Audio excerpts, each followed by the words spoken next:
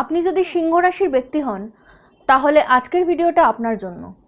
জুলাই 2026 থেকে গ্যালাক্সিতে এমন কিছু গ্রহ নক্ষত্রের পরিবর্তন হতে চলেছে যে পরিবর্তন আপনার জীবনে দারুণ সুপ্রভাব নিয়ে আসবে। আপনার জীবন বদলাতে চলেছে, আপনার জীবনে বিভিন্ন রকম চেঞ্জেস আসবে। অলরেডি 2026-এর অর্ধেক বছর আমরা পার করে ফেলেছি। আর যে 6 মাস বাকি রয়েছে, অর্থাৎ জুলাই 2026 থেকে ডিসেম্বর 2026 পর্যন্ত যে সময়টা রয়েছে, সিংহ রাশি লগ্নের জাতক এবং জাতিকাদের জন্য একটা বিশাল পরিবর্তন নিয়ে আসছে।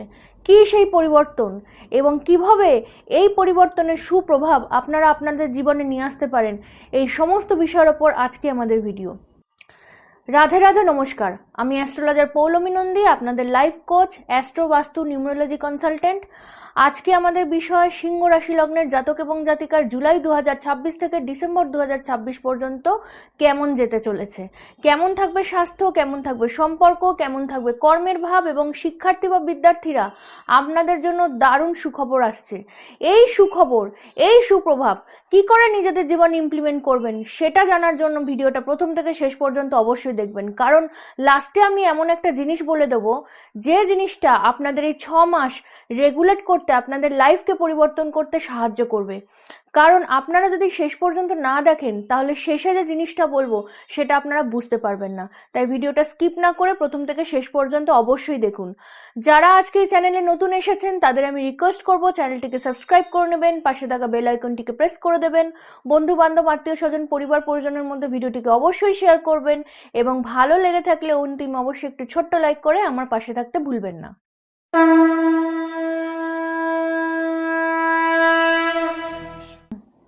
বর্তমানে সিংহ রাশি লগ্নের জাতক এবং জাতিকার শনির ঢাইয়া চলছে।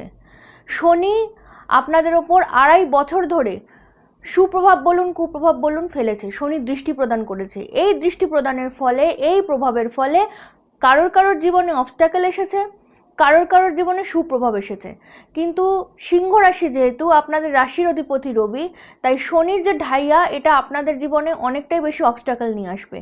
যারা এরকম অবস্ট্যাকেল ফেস করছেন তারা কমেন্ট বক্সে সিংহ লিখুন, আমি পার্সোনালি তাদের সাথে যোগাযোগ করে তাদের জীবনের অবস্ট্যাকেল সলভ করতে হেল্প করব। এছাড়া যারা কুণ্ডলী প্রেডিকশন করাতে চাইছেন, বা আপনার পার্সোনাল বাচ্চাতে থাকা দোষ খণ্ডন করাতে চাইছেন, বা পার্সোনাল বাচ্চাটা অ্যানালাইসিস করাতে চাইছেন, তারা স্ক্রিনে দেওয়া নাম্বারে আমার সাথে যোগাযোগ করে নিতে ভুলবেন না। তাহলে আর দেরি না করে আজকের ভিডিওটা আমরা শুরু করে দিই। আমরা এখন জেনে নেব নবগ্রহের প্লেসমেন্ট কি থাকছে। আপনাদের রাহু বসে আছে 7ম ঘরে, অর্থাৎ বিবাহস্থান পার্টনারশিপের ঘরে। কেতু আপনাদের লগ্নে অর্থাৎ 1st হাউসে বসে রয়েছে। মঙ্গল আপনাদের কর্মভাবে অর্থাৎ 10ম ঘরে অবস্থান করবেন। সূর্য আপনাদের একাদশ ভাবে অবস্থান করবেন। শনি 8মে অবস্থান করবেন, বাধার ভাবে অবস্থান করবেন। দেবগুরু বৃহস্পতি আপনাদের পঞ্চমেশ হয়ে দ্বাদশ ভাবে অবস্থান করবেন, এবং দেবগুরু বৃহস্পতির সাথে সাথে শুক্র এবং বুধও এই ঘরেই অবস্থান করছে। এই যে লগ্নের ট্রানজিট রয়েছে, এই যে গ্রহের ট্রানজিট রয়েছে, এই গ্রহের ট্রানজিট আপনাদের জীবনে একটা প্রভাব নিয়ে আসবে। এই যে 6 মাস জুলাই 2026 থেকে ডিসেম্বর 2026 আপনাদের জীবনে পরিবর্তন নিয়ে আসবে। দেবগুরু বৃহস্পতি 2 জুন 2026-এ কর্কট রাশিতে প্রত্যাবর্তন করেছেন। কর্কট রাশিতে দেবগুরু বৃহস্পতি মার্গী অবস্থায় অর্থাৎ উচ্চ অবস্থায় অবস্থান করছেন। দেবগুরু বৃহস্পতি আপনাদের পঞ্চমেশ অর্থাৎ সিংহ রাশির পঞ্চমেশ, সেই সিংহ রাশির পঞ্চমেশ এখন আপনাদের দ্বাদশ ভাবে অবস্থান করছে, অর্থাৎ কর্কট রাশি ঘরে অবস্থান করছে। তাহলে যারা বিদ্যার্থী বা শিক্ষার্থী রয়েছেন, এই সময়টা তাদের কিন্তু একটা বিদেশি যোগাযোগ তৈরি হয়। কারণ পঞ্চম ঘর থেকে আমরা কি দেখে থাকি? পঞ্চম ঘর থেকে আমরা এডুকেশনের ভাব দেখে থাকি। এই পঞ্চমেশ অর্থাৎ দেবগুরু বৃহস্পতি যখন 12th হাউসে অর্থাৎ দ্বাদশ ভাবে বিদেশ যাত্রার ভাবে অবস্থান করছে, তখন পড়াশোনার জন্য আপনাদের বিদেশি যোগাযোগ তৈরি হবে। পড়াশোনা ওরিয়েন্টেড যারা আপনারা বিদেশে যেতে চাইছেন তাদের জন্য এই সময়টা অত্যন্ত শুভ বলে পরিলক্ষিত হবে, কারণ এই সময় পঞ্চম ঘর এবং দ্বাদশ ভাব ঘরের একটা কানেকশন তৈরি হয়েছে। আপনাদের সিটি চেঞ্জ হতে পারে, আপনাদের রিজিয়ন চেঞ্জ হতে পারে। বিদেশ বলতে সবসময় আমরা ফরেনকে বুঝি, ফরেনকে আমরা এখানে রেকমেন্ড করব না। আমরা নেটিভ প্লেস থেকে দূরের অবস্থায় অবস্থান করাকেও আমরা বিদেশ হিসেবে পরিগণিত করব। আবার ফরেনেও যোগাযোগ আপনাদের আসতে পারে। যারা হায়ার স্টাডি করছেন তাদের জন্য ফরেনে যোগাযোগ আসতে পারে, এবং যারা হায়ার স্টাডি করছেন না তাদের ক্ষেত্রে নেটিভ প্লেস থেকে দূরে, অর্থাৎ সিটি চেঞ্জ হতে পারে বা আপনার যে জায়গায় আপনি অবস্থান করছেন সেখান থেকে কিছুটা দূরে হতে পারে, সেই নেটিভ প্লেস থেকে দূরে যোগাযোগ আপনাদের জন্য শুভ হবে। এই যোগাযোগে যদি আপনারা পড়াশোনা করেন তাহলে আপনাদের জন্য অত্যন্ত শুভ বলে এই সময়টা পরিগণিত হবে। আপনারা যারা নতুন কোনো জায়গায় অ্যাডমিশন নিতে চাইছেন, অর্থাৎ বিদ্যার্থী বা শিক্ষার্থীদের কথা বলছি, যারা নতুন কোনো জায়গায় অ্যাডমিশন নিতে চাইছেন তাদের জন্য এই সময়টা শুভ। যারা হায়ার স্টাডির জন্য বিদেশে অর্থাৎ ফরেনে যোগাযোগ করতে চাইছেন বা ফরেনে যেতে চাইছেন তাদের জন্য এই সময়টা অত্যন্ত শুভ হবে। এখনো অবধি যে বিষয়টা আমরা আলোচনা করলাম সেটা আজকের ভিডিওর ভূমিকা মাত্র। আপনি যদি সিংহ রাশি লগ্নের জাতক বা জাতিকা হন, ভিডিওটা কিন্তু মাঝপথে একদমই বন্ধ করবেন না, কারণ এখন যে জিনিসটা আমি আপনাদের বলবো সেটা আপনাদের জীবনকে অনেকটাই বদলে দেবে। কারণ এই যে জুলাই 2026 থেকে ডিসেম্বর 2026 যে সময়টা রয়েছে, এবং দেবগুরু বৃহস্পতি 2 জুন 2026-এ স্থান পরিবর্তন করে কর্কট রাশিতে মার্গী হয়েছেন, এই ক্ষেত্রে সিংহ রাশি লগ্নের জাতক এবং জাতিকার কুষ্টি ছকে বিপরীত রাজযোগ তৈরি হয়েছে। কারণ দেবগুরু বৃহস্পতি আপনার অষ্টমেরও লর্ড, অষ্টমের লর্ড আপনাদের 12th হাউসে অবস্থান করছে, এক্ষেত্রে বিপরীত রাজযোগের সৃষ্টি হয়। অষ্টম ঘর বাধার ভাব, অষ্টম ঘর অবস্টাকেলের ভাব, এবং এই অষ্টম ঘর বাধার ভাব অবস্টাকেলের ঘরের যে স্বামী সে যখন স্বয়ং 12th হাউসে অবস্থান করছে এবং 12th হাউস থেকে 6th হাউস অর্থাৎ রোগ ঋণ শত্রুর জায়গাকে দেখছে এবং 8th হাউস অর্থাৎ অষ্টম ঘরকে দেখছে, এক্ষেত্রে আপনাদের কুষ্টি ছকে বা আপনাদের যে বর্তমান প্ল্যানেটারি ট্রানজিট রয়েছে আপনাদের বিপরীত রাজযোগের তৈরি হয়। এক্ষেত্রে আপনার শত্রু যদি থেকে থাকে শত্রু আপনার কাছে পরাজয় হবে। আপনাদের যদি কোনো লোন হয়ে গিয়ে থাকে সেই লোন এই সময় শোধ করার সময় এবার চলে এসছে, লোন আপনাদের এই সময় শোধ হয়ে যাবে। যারা লিগালি কোনো জায়গায় ফেসেছিলেন তারা লিগালি সেই জায়গা থেকে এবার বেরিয়ে আসতে সক্ষম হবেন, এবং শত্রু আপনার সামনে টিকতেই পারবে না। কারণ শত্রু এই সময় আপনার যে প্ল্যানেটারি পজিশন আপনার বর্তমানে তৈরি হয়েছে সেই প্ল্যানেটারি পজিশনের প্রভাবে শত্রু আপনার সামনে দাঁড়াতে পারবে না, শত্রু আপনার নাশ হবেই হবে। কারণ শত্রু এই সময় আপনার বিরুদ্ধে যে ষড়যন্ত্র করবে সেই ষড়যন্ত্র শত্রুর কাছেই আবার রিটার্ন যাবে। এবং এর সাথে সাথে 6th হাউস থেকে আমরা জবের ভাবকেও বুঝে থাকি। তাহলে দেবগুরু বৃহস্পতির যে দৃষ্টি, সপ্তম দৃষ্টি আপনাদের 6th হাউসে পড়েছে, এই দৃষ্টি পড়ার ফলে আপনাদের জবের জায়গাটাও অত্যন্ত ভালো হতে চলেছে। বসের সাথে এতদিনে মনোমালিন্য ছিল, এই মনোমালিন্য এবার কমে আসবে। আপনি পজিটিভ একটা এনভায়রনমেন্ট ফিল করবেন, পজিটিভ একটা জিনিস আপনার সাথে হতে চলেছে এই 2 জুন 2026 থেকে। এইটা থাকবে আপ টু দেবগুরু বৃহস্পতি নভেম্বর 2026 পর্যন্ত কর্কট রাশিতেই থাকবেন। এই সময়টা, এই যে 3-4 মাস সময়টা রয়েছে, এই 3-4 মাস সময়টা আপনারা আপনাদের জীবনে দারুণভাবে ইউটিলাইজ করতে পারবেন। এর সাথে সাথে দেবগুরু বৃহস্পতির দৃষ্টি আপনাদের 4th ভাবেও রয়েছে। 4th ভাব অর্থাৎ মাতৃস্থান, 4th ভাব অর্থাৎ সুখ স্থান, 4th ভাব অর্থাৎ অ্যাসেট লাইফের স্থান।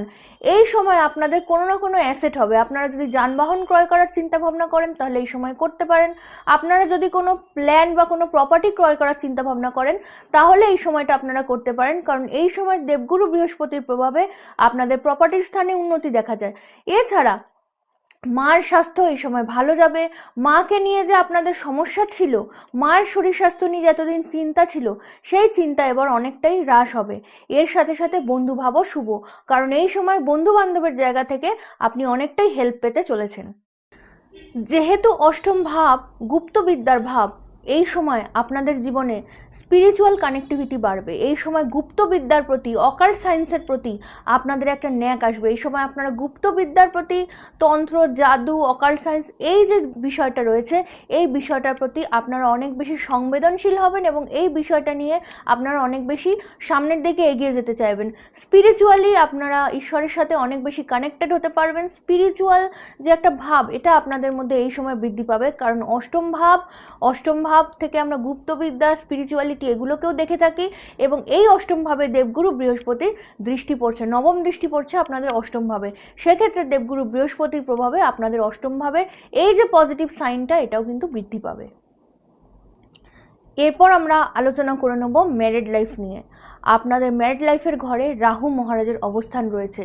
এই রাহু মহারাজের অবস্থান 2 ডিসেম্বর 2026 পর্যন্ত থাকবে। এই রাহু মহারাজের অবস্থান ম্যারিড লাইফ অর্থাৎ সপ্তম ভাবে রাহু মহারাজের অবস্থান আপনাদের ম্যারিড লাইফে ইলিউশনের সৃষ্টি করবে।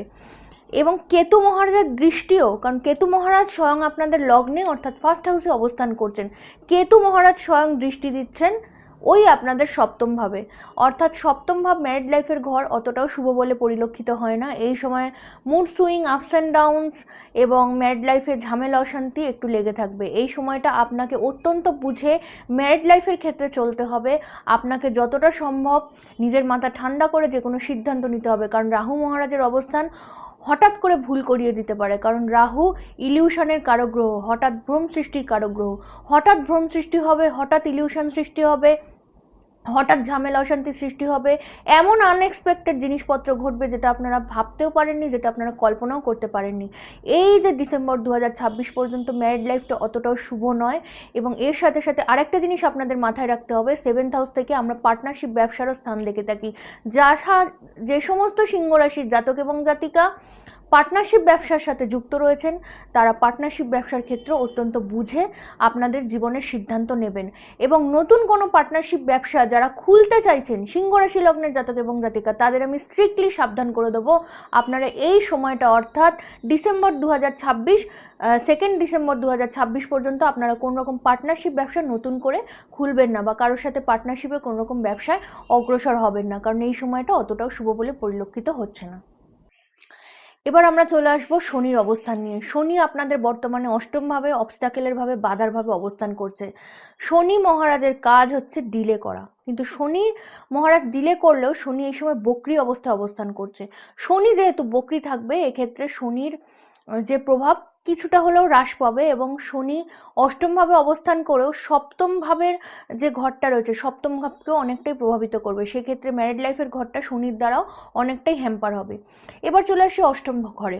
অষ্টম ঘরে যেহেতু শনি মহারাজের অবস্থান রয়েছে এবং শনি মহারাজ বক্রি অবস্থায় অবস্থান করছেন, অষ্টম ঘর বাধার ভাব, অষ্টম ঘর অবস্টাকেলের ভাব। শনি মহারাজ এমনিতেই ডিলের কারক গ্রহ, বাধার কারক গ্রহ, অবস্টাকেলের কারক গ্রহ।